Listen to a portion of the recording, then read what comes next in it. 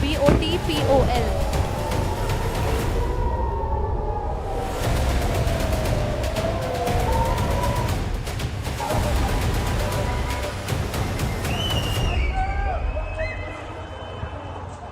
I'm currently in Acre in the northern part of Israel. This is about an hour's drive from Haifa in northern Israel, and this is one of the worst impacted areas. Whether it's Galil a little ahead or Metula, these are areas that are directly in the line of Hezbollah fire. Rocket attacks have happened just a short while back, and if you look all around, this place is virtually abandoned. A very, very bustling tourist town. This is virtually abandoned.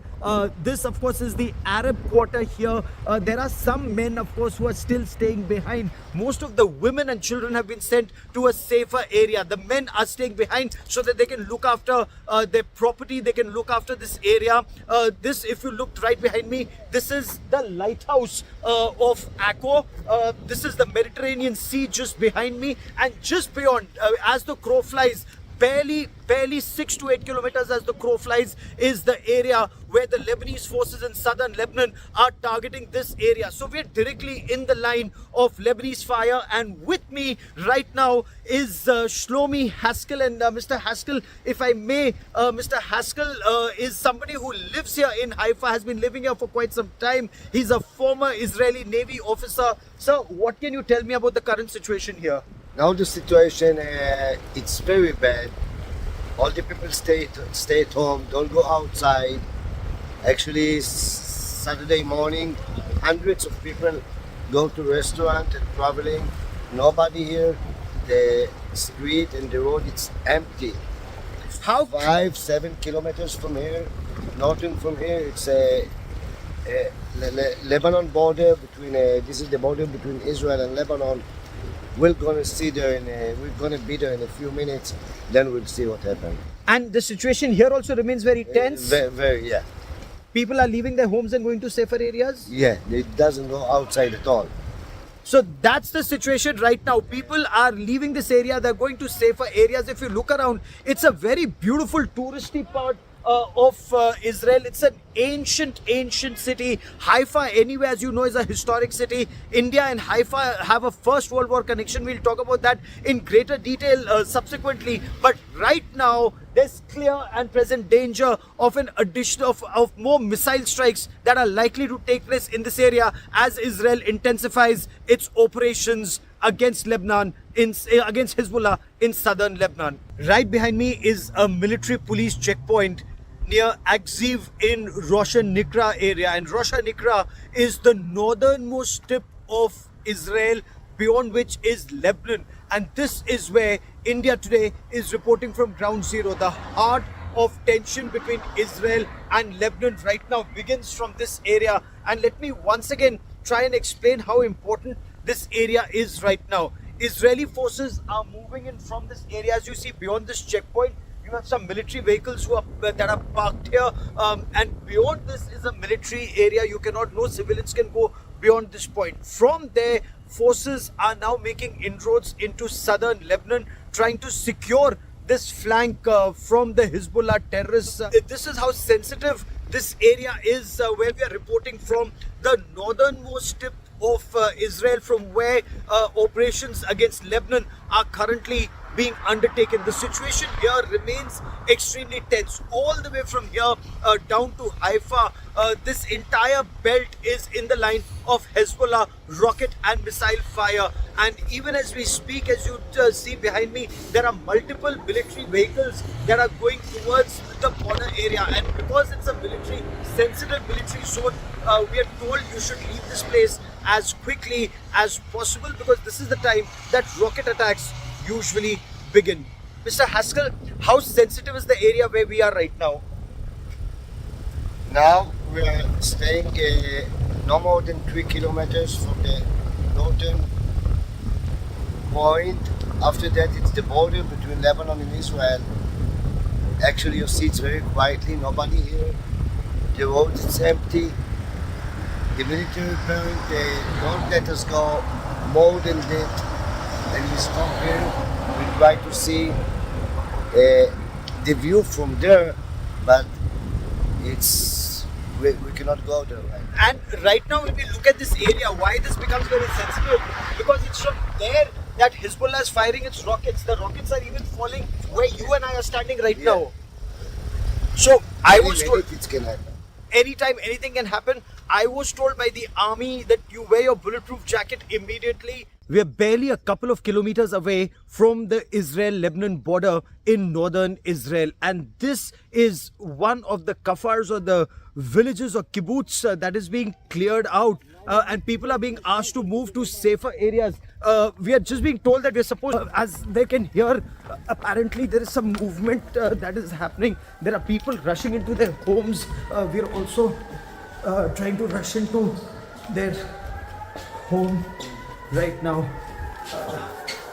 So situation here is extremely tense. Let me now try and show. This is the house. This is a safety door that has been shut. This is a door that's completely been shut down now as soon as those sirens were heard. And with a family, sir, once the siren goes off, this is a specially reinforced door that you've shut? Yes, of course. It's good. So heavy. It's good heavy. And I want to show you this house. So it has a specially reinforced all metal door, all metal frame inside this door that's been shut. Ventilation point completely shut. The moment that rocket is fired from that side, how much time do we have here? We need 15 seconds. 15 seconds. To run to the Mamad. Just 15 seconds. Yes. Just 15 seconds. So it takes, you have only 15 seconds to run to this shelter. This is the bomb shelter in this house. It's actually a very well constructed bomb shelter which has specially reinforced concrete walls. Usually if walls are around 2 brick strength, which is about 9 inches, here it's more than 4 brick strength. Yes. It's so I think 20 centimeters. 20 centimeters. 20 centimeters is the thickness of the wall. Bulletproof glass, specially reinforced. Of course, they have air conditioning, for oxygen to be resupplied and for fresh oxygen to come in. There's machine and it's also done manually because if you recall when Hamas terrorists had attacked southern Israel last time, though most houses have this mamad as it's known as, or the special constructed bomb shelter, they really have to ensure to stay here for several hours. You have food, you have water, you have snacks, you have television, and also power backup till the time security reinforcements can come in. But you're unfortunately always living in harm's way. Gaurav Sawant in northern Israel for India Today. So right now I'm in northern Israel, and from northern Israel, let me take you straight to southern Israel. And that is where Emily Botpol joins me on this special broadcast. And Emily, you are in some of the worst impacted areas of the October 7 terror attacks from 2023. You've been to Kafar Biri, you've been to Kafar Aza. I had reported from some of those areas from the 8th of October onwards, 2023. Right now, Emily, is it just about mourning the losses, pledging never to let that happen again? Or, Emily, is there still clear and present danger Hamas could strike again? How strong is Hamas as a terrorist organization now? Well, right now, I am no longer in southern Israel. I'm in Tel Aviv. But for having spent a day in southern Israel, for sure, there is still ongoing fighting. There's still noises of ongoing fighting. But yes, the population right now is focused on commemoration, on commemorating Hamas's October 7 massacre of 1,200 people, commemorating 1,200 people that were murdered, that were burnt, as well as 251 that were kidnapped, 101 of which are still right now in the tunnel of Gaza. To go to the north right now and update you on some of the developments, Saudi media have reported that a week after the assassination of Hezbollah's chief, Hassan Nasrallah, Nasrallah's presumed heir, Hashem Safieddin, has been killed. Now, this has not been confirmed. It's important to say that this is from Saudi media. This has not been confirmed by the IDF yet, but Reuters and CNN are reporting that Safiaddin is unreachable as we speak. The IDF has updated that since the beginning, earlier this week, of its ground operation, 250 Hezbollah terrorists have been killed. They have raised the number today to 400 Hezbollah terrorists killed since the beginning of the ground operation. We also know that since the beginning of the operation, the IDF has sustained its first fatalities in the ground operation, 9 soldiers, in addition to 2 soldiers who were killed in an Iraqi drone strike on a Golan Heights base. In the last 2 weeks, we know that the IDF has decimated Hezbollah's leadership and many elements of the Red One force. As we approach, Emily, stay like with you me. very Emily, much stay with me. the commemoration of Hamas's October 7 massacre of 1,200 just about a year ago. On Monday, it will make it a year. There's still 60,000 people who are displaced and unable to return to their houses in the north and in northern communities where sirens are resounding all day. The next few days will be I'm reporting from here. commemoration. I'm reporting from the north, and we're listening to those sirens. You're absolutely right. But stay with me for a moment. I want to now quickly cut across to Lebanon, where my colleague Ashraf Vani, Emily, now joins us for more. Ashraf, Emily was just telling us about Israeli operations in southern Lebanon, where, according to information that Saudi media is reporting, even Hassan Nasrallah's successor, Hashim Saifuddin, has been neutralized. There were reports that seemed to indicate that he was injured and out of communication, but has he been neutralized? Point 1. Point 2, apparently the Hezbollah continue to fight back in that belt that Israel once vacated in southern Lebanon. What's the latest that you can tell us? And you apparently are now reporting from the other side, the Syrian-Lebanese border. Bring us the latest, Ashraf.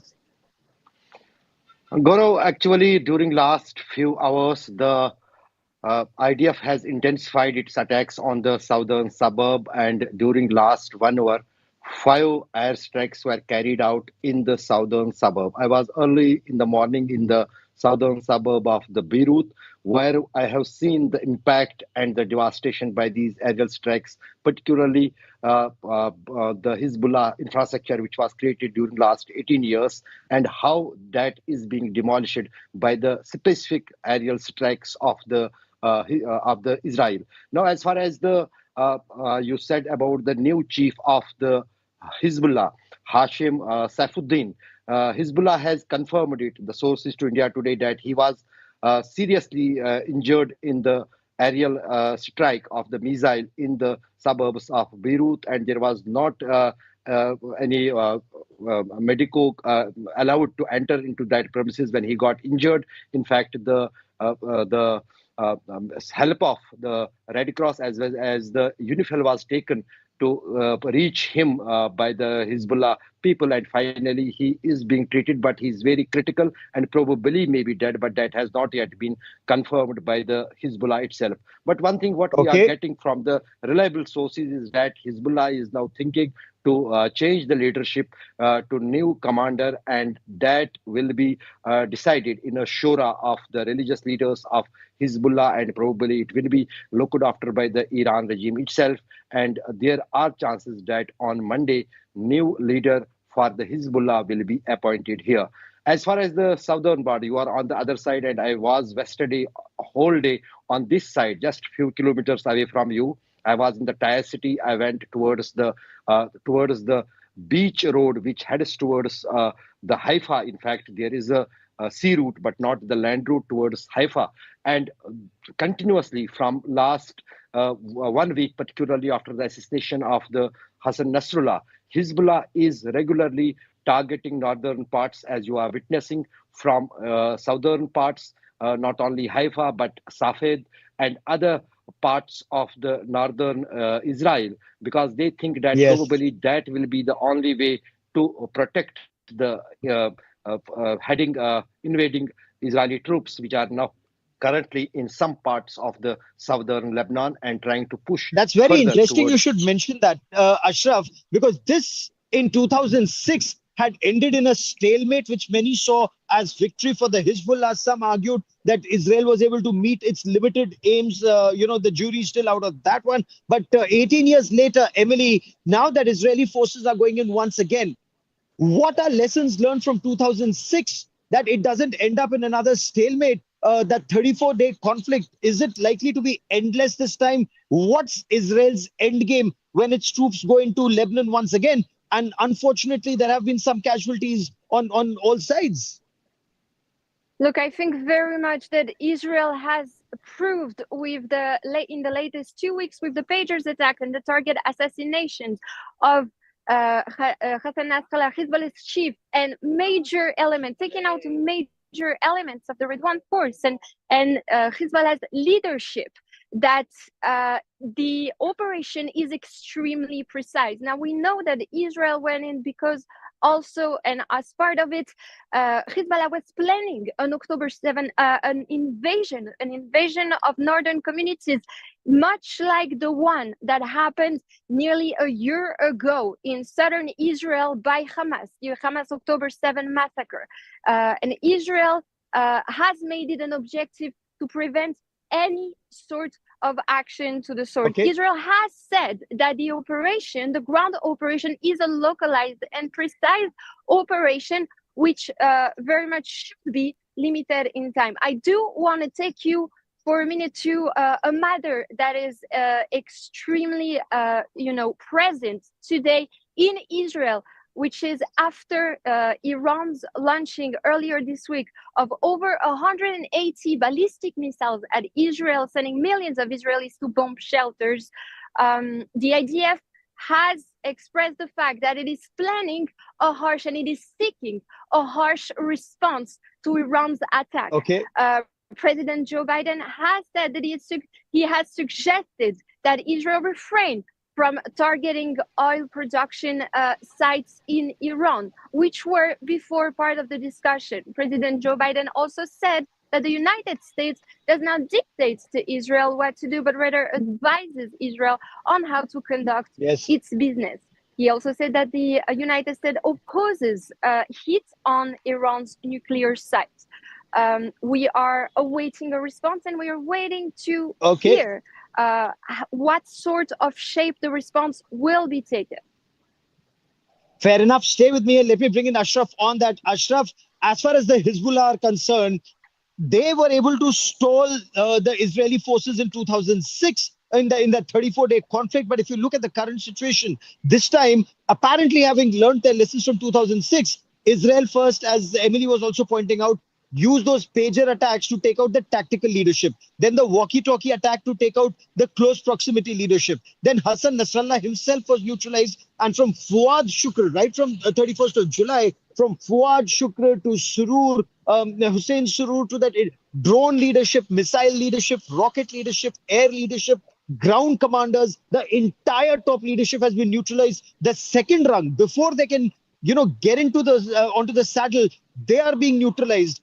How weakened is Hezbollah in your appreciation? Since you're on ground, you can tell us the best. Gaurav, actually, there is some setback for the Hezbollah here in the Lebanon, no doubt about that.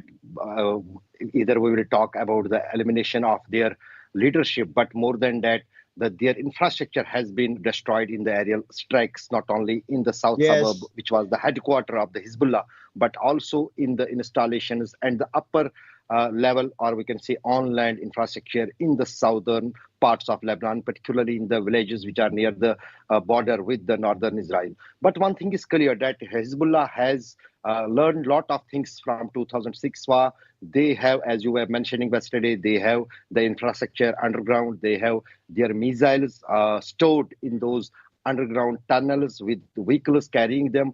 And still, they have not used those long-range missiles which are with them. And another important point is that Hezbollah is regularly getting the weapons, the support, the logistic support, as well as the man support from the Iran. Iran's supreme leader, yesterday on Friday sermon, completely said that they are not going to let down the Hezbollah.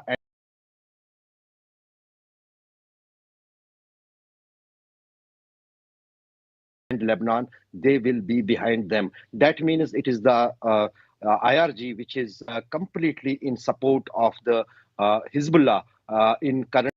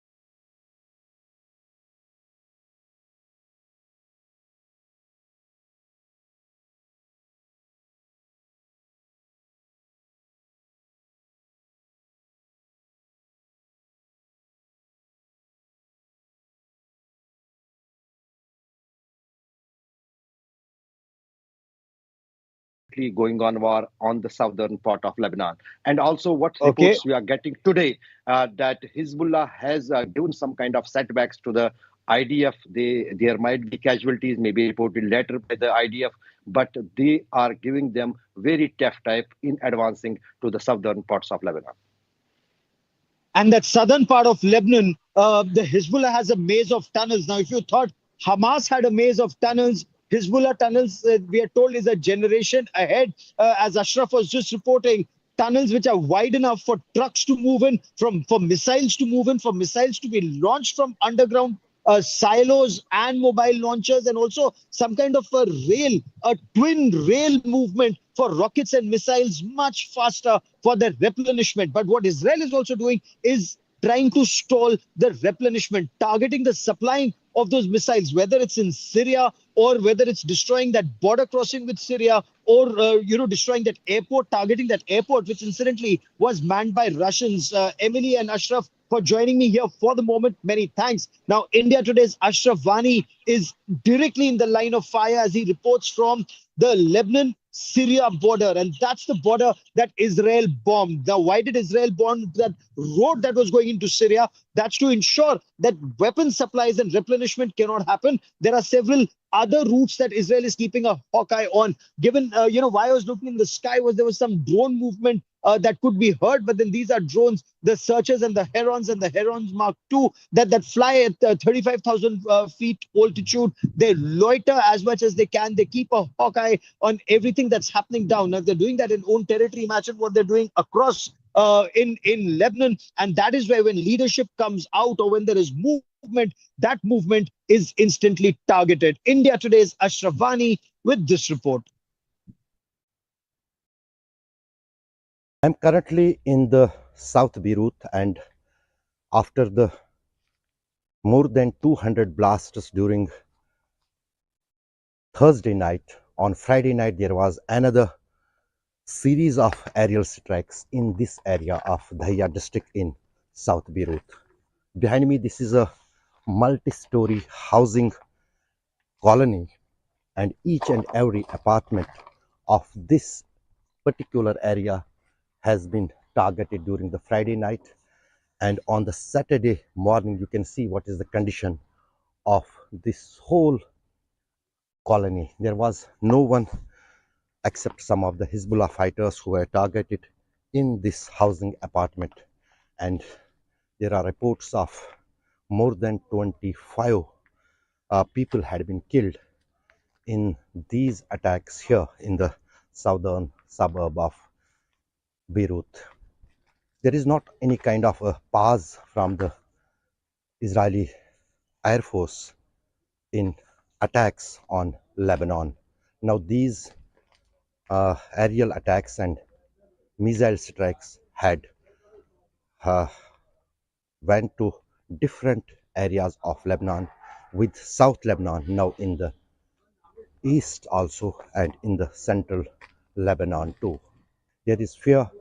More than 2 million people from Lebanon have already displaced from this spot. Ashraf Fani for India Today in south suburb of Beirut. I'm currently exactly at that part of the highway which connects Beirut city with the Damascus, and it also joins the two countries, that is Lebanon with Syria, and this is the only road from which during last many weeks more than 2 million people have already crossed to Syria for finding any safe place there to live, because there is so much threat for life in the southern parts of Beirut as well as in the south part of Lebanon, where currently ground invasion of Israeli forces is going on. Now we can see the condition of this highway. You may see how much deep this cut has got formed due to the missile strike. In fact, 25 feet deep hole created by that missile strike, which was created by the Israeli Air Force by air bombing this highway, and both the necks of this accesses of this road had been completely damaged, and it is not able